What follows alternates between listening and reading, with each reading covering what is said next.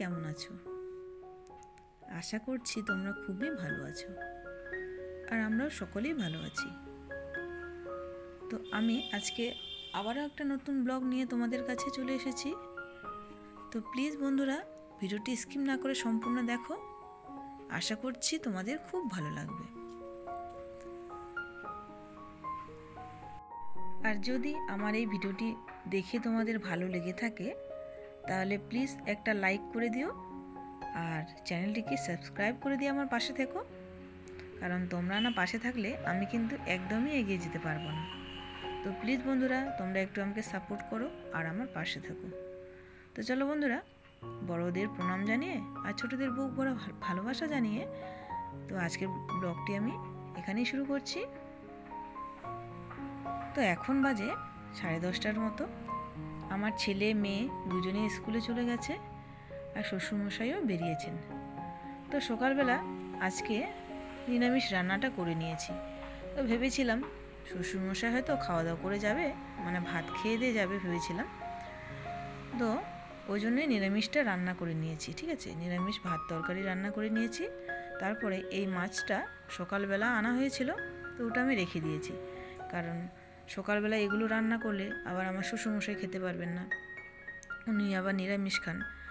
তো ভাবলাম যে আজকে তাড়াতাড়ি নিরামিষটাই আগে রান্না করে নিই। প্রত্যেক দিনই ভাতটা মানে আলাদা করেই রান্না করে নিই, তারপরে আমিষ যদি রান্না হয় তাহলে আমিষ করে নিই, তারপরে দুপুরবেলা শ্বশুরমশাই যখন খেতে আসেন তখন নিরামিষটা করি তার আগে। তো আজকে নিরামিষ করে নিয়েছি, ছেলেমেয়েরাও নিরামিষ খেয়েই গেছে। তো শ্বশুরমশাই খেয়ে যাননি, উনি আবার মুড়ি খেয়ে গেছেন। তো উনি বলল যে ভাত খাবে না, দুপুরবেলা এসে খাবে। তারপরে মাছটাকে আমি কেটে নিয়েছি, ওটা হচ্ছে চিংড়া মাছ। তো আমাদের এখানে এই মাছটা এখন মানে পাওয়া যাচ্ছে। তো চিংড়ি মাছ ছোট ছোট থাকে, দেশি চিংড়ি, ওগুলোও না এখন পাওয়া যাচ্ছে না। তো এই মাছটাই আমাদের এখানে চিংড়া মাছ বলে। তো মাছটাকে কেটে নুন হলুদ মেখে নিয়ে তারপরে রেখে দিয়েছি, একটু পরে রান্না করব। তো কিছু কাজ বাকি আছে, সেগুলো আমি করব। এরপরে দেখো আমি ঘরে চলে এসেছি। তো অনেক দিন ধরেই ভাবছি যে এই কম্বল আর তোমার লেপ আছে এগুলোকে রোদে দেব, রোদে দিয়ে একদম বাক্সে রেখে দেবো, কারণ এখন সেরকম ঠান্ডা নেই আর হালকা হালকা গরমও পড়েছে। তো তবুও এই কম্বল আর লেপগুলো আমরা ব্যবহার করিনি। তো আমাদের ঘরে যখন আত্মীয় এসেছিলো, মানে আমার ননদ নন্দাই তারপরে তার 2 ছেলে, ওরা শীতকালে এসেছিল। তো প্রায় 4-5 দিনের মতন এমনি ব্যবহার হয়েছে, তারপর আর ব্যবহার হয়নি। আমি পাট করে এমনি বিছানায় রেখে দিয়েছিলাম।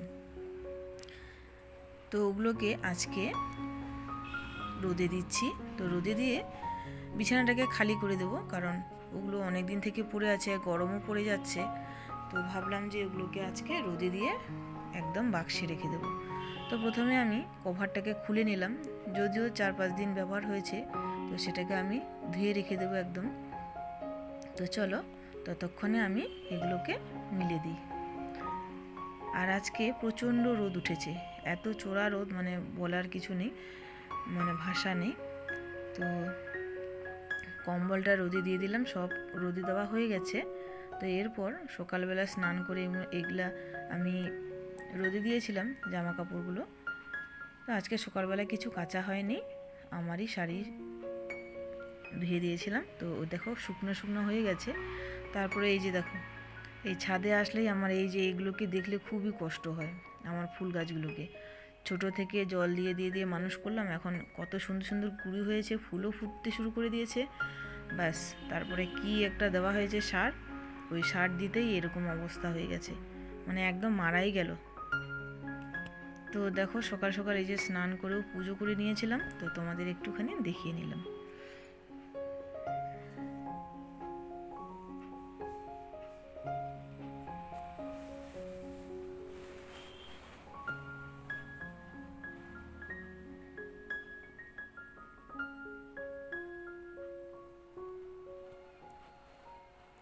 এরপরে আমি এসেছি হচ্ছে দোতলায়। তো প্রত্যেকবারই আমি এরকম করেই, মানে বাচ্চারা স্কুলে চলে গেলে তখন আমি এগুলো পরিষ্কার করে নিই ঘরটা। তারপরে পরিষ্কার করে নিয়ে আমি দেখো মাছও রান্না করে নিয়েছি। তারপরে আমার মোবাইলে তো চার্জও ছিল না, তো এই জন্যই মোবাইলটা চার্জে দিয়েছিলাম, তাই জন্য ভিডিও করতে পারিনি। তো দেখো আমরা এই যে প্রায় আমরা চিংড়ি মাছের না বাটি চচ্চড়ি খাই, তো বাটি চচ্চড়ি করতে গেলে অনেকটা মশলা লাগে, তো এই জন্যই এইভাবেই রান্না করে নিয়েছি, হালকা পাতলা ঝাল ঝাল করে। তো চলো আমি খাওয়া দাওয়া করে নিয়ে এই যে দেখো তাড়াহুড়ো করে খাওয়া দাওয়া করে নিয়েছি, তারপর ছাদে চলে এসেছি, কেননা হনুমান এসেছে, অনেক হনুমান এসেছে, আওয়াজ শোনা যাচ্ছে, মানে কান্না আওয়াজ করছে আর কি। তারপরে এসে দেখি কোথাও মানে আমাদের ছাদে নেই, আমি ভেবেছিলাম ছাদে মনে হয় এসেছে, তো দেখছি ছাদে নেই। তো এগুলোকে আমি তাড়াতাড়ি গুছিয়ে নেব, কেননা যদি ছাদে আসতো না এগুলো সব শেষ করে দিত। তারপরে এই যে দেখো আমি খুঁজছিলাম কোথায় আছে, তারপরে দেখছি আমাদেরই গেটের কাছে, মানে আমাদের যে গেট আছে তার নিচে সিঁড়ির কাছে অনেক হনুমান বসে আছে। তারপরে এই পাশে দেখো এই গাছে তার মা মেয়ে মনে হয় বসে আছে, অনেক হনুমান এসেছে আজকে, সবই তোমাদেরকে দেখাবো। দেখো নিচেও কিন্তু অনেক, আমাদের যে ঘরের নিচে অনেক হনুমান বসে আছে। তারপরে এগুলো তাড়াহুড়ো করে আমি রেখে দিয়ে, তারপরে এই যে দেখো আমাদের যে তুলসী গাছ আছে, এই তুলসী গাছটাকে কিন্তু বাইরে রেখে দিলে একদম রাখবে না, শেষ করে ফেলবে, নাহলে তুলসী গাছের তুলসী আর পাওয়া যাবে না, কারণ তুলসী দিয়ে আমি প্রত্যেক দিনই পূজা করি। তো তো দেখো আমি ওখান থেকে সব কিছু নিয়ে নিচে নেমে এসেছি, ঠিক আছে। আর বাইরে দেখো হনুমানগুলো কী সুন্দর বদমাশি করছে, মানে বাচ্চা হনুমান আছে, তো বাচ্চারা যেমন হয় সেরকমই, আমার ছেলেও যেমন বদমাশি করে, খেলছে ওইভাবে ওরাও খেলছে দেখো। তো চলো বন্ধুরা, ভিডিওটি স্কিপ না করে কিন্তু সম্পূর্ণ দেখো।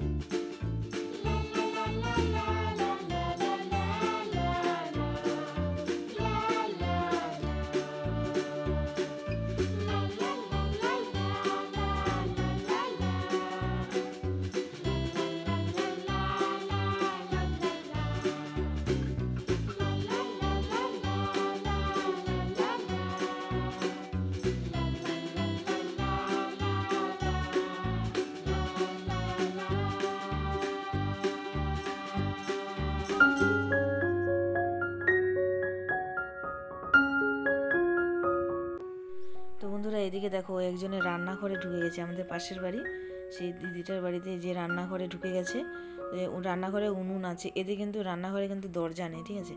আর রান্নাঘরে কিছু রাখে না, যখন রান্না করতে আসে তখন রান্নার জিনিসপত্র সব নিয়ে আসে, তবুও রান্নাঘরে যে উনুন আছে সেগুলো ভেঙে টেঙে দিতে পারে। আর এইদিকে একটা বাচ্চাকে নিয়ে বসে আছে তার এই যে ওর মা, আর কত বড় বড় হনুমান এসেছে। আর কিছু বাইরে যে হনুমানগুলো আছে না, আমাদের এই যে জলের যে কলটা সেটাকে খুলে দিয়েছে, মনে হয় জল খাচ্ছে, আর আমি তো বাইরে বেরোতে পারছি না ভয়ে। তো এই যে বাইরে একটা কাকু দাঁড়িয়ে আছে, রাস্তার কাজের জন্য মানে বাইরে দাঁড়িয়ে আছে, তো সেই লোকটা দেখতে পেয়েছে, দেখতে পেয়ে কলটাকে বন্ধ করে দিয়ে চলে গেল। আর এই হনুমানগুলো দেখলে ভয় লাগে কিন্তু কীরকম করে। আর এই একটা হনুমান এখানে জল খেতে আসবে, ওই যে পুকুরে, ওদের পুকুরে, দেখো কীরকম।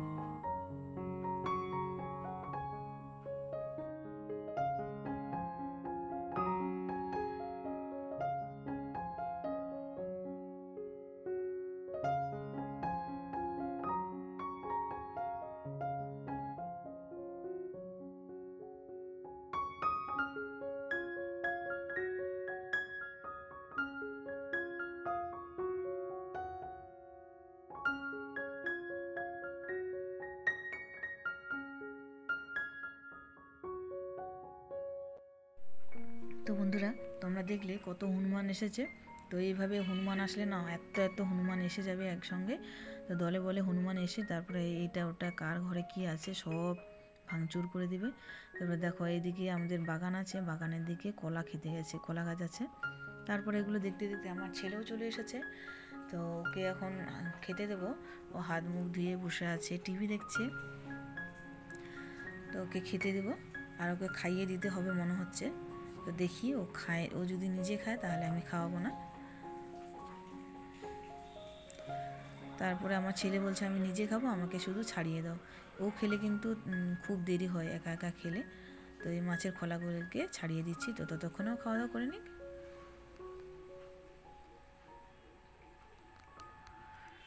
এরপরে দেখো বিকেল হয়ে সব কিছু কাজকর্ম করে বিকেলে ঘর ঝাড় দিয়ে সন্ধ্যা দেওয়া হচ্ছে। তো আমার ছেলে বই নিয়ে সঙ্গে সঙ্গে যাচ্ছে আমাদের সঙ্গে, আমার ছেলে মেয়ে দুজনেই। তো মেয়েকে বলেছি যে ওকে একটু সন্ধে দিতে, তো সন্ধে দিয়ে দিল। তারপরে এই যে লেপ কম্বলগুলোকে এগুলো রোদে দিয়েছিলাম না, দেখালাম তোমাদেরকে। তো এগুলোকে পাট করে নিয়ে এখন আমি বাক্সে রেখে দেবো, কারণ বেকার বিছানায় পড়ে থাকবে। তো এই জন্যই এগুলোকে আর রাখবো না, একবারে বাক্সে রেখে দেবো। আমি নিয়ে যাচ্ছি।